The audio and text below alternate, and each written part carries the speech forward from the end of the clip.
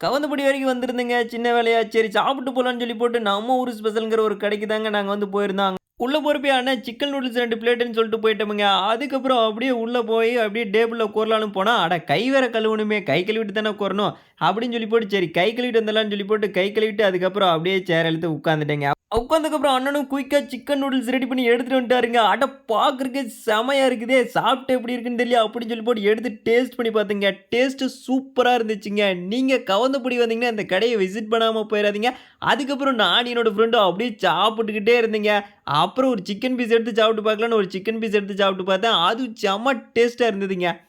சரி இன்னைக்கு ஒரு வெளுத்து கட்டிற வேண்டியதா அப்படின்னு சொல்லி போட்டு நானும் நல்லா வயிறு முட்டை வெளுத்து கட்டிட்டேங்க. அதுக்கப்புறம் சரி சாப்பிட்டு முடிச்சாச்சு. நீ எந்திரிச்சு கிளம்பி அப்படியே பில் குடுக்க வேண்டியது அப்படின்னு சொல்லி போட்டு கையெல்லாம் கழுவிட்டு அப்படியே பில் குடுக்குற இடத்துக்கு போயாச்சுங்க.